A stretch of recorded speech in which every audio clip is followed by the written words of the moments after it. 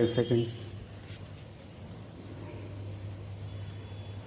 It is a strange paradox that the historian who is concerned professionally with the past plays a crucial role in the future of the society which he is studying. The historian's interest lies in trying to understand the emergence and the evolution of a society in a historical perspective where the term society includes every aspect of a people's life. As a result of his investigations, the historian creates a picture of the society. In his handling of the evidence from the past, he is often influenced by his own contemporary setting. Historical interpretation can therefore become a two-day process where the needs of the present are read into the past and where the image of the past is sought to be imposed upon the present. The image of the past is the historian's contribution of the future, for this image can be used by his contemporaries for political myth-making. Such political projections of a society seek intellectual justification from the theories of historians and other social scientists. To mention two recent and rather obvious examples, the theory of the superior Aryan race came in a very useful to Hitler and the fascists, and that of the Hindus and Muslims constituting two separate nations was used to justify the creation of Pakistan, a theory which has been recently exploded by events in Bangladesh. Such supposed justification impose the present on the past, and a generation is fed with distorted images. But over the years, with changing methods of investigation, the discipline of history has been made more precise and more analytical. No evidence and fresh interpretations enable us reassess the past in more realistic terms and proceed in new directions. Historians too have become, as it were, self-conscious both about the nature of the evidence and about the social and political function which historical writing has played in the past. New more than ever, the historian, without compromising his scholarly integrity, has such to contribute the society.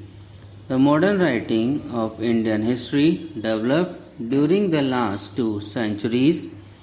The needs of these times had encouraged the adoption of certain attitudes and theories about the Indian past which are now becoming increasingly irrelevant.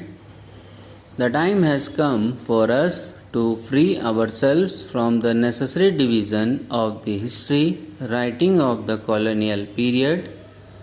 We should acquire the confidence of critically assessing our own culture and history. It is generally conceded that the history of the colonial period in India of the last 2 centuries is an unavoidable preface to an understanding of the present. It has a direct connection with the present. But I shall try in these lectures to suggest that even the more ancient part of the history of our country is relevant to the present. This can perhaps best be done by first discussing the image of the past, which has so far been generally projected, an image which on occasion has led to deeply rooted prejudices in the minds of both Indians and others. I shall then indicate the kind of evidence and interpretation which is forcing historians to reconsider this image. It is still a popular belief that the Indians were a historical people and kept no records of their history. The ancient Indians did keep records of those aspects which they felt were significant and worth preserving. It is true that of these records do not deal with political events and activities. They are more in the nature of legends and monastic chronicles, all legitimate constituents of a historical tradition, but not unfortunately very useful as a description of contemporary happenings. This latter type of record developed in the period after about AD 500. Court chronicles and historical biographies of considerable authenticity were maintained by the Turkish and Mughal courts, and the tradition remained alive until recent time. So, when the Europeans arrived in India and began to look for histories of India, they found ample evidence on the period after about AD 1000, but the earlier centuries remained historically missing. Even the factual records of this early period were written largely in the Brahmi script, which could not longer be read by Indians. Consequently, the discovery of the Indian past was initiated under the auspices of the new rulers, the British. A major contradiction in our understanding of the entire Indian past is that this understanding derives largely from the interpretations of Indian history made in the last 200 years. There is a qualitative change between the traditional writing of history and history as we know it today. The modern writing of history was influenced in its manner of handling the evidence by two factors.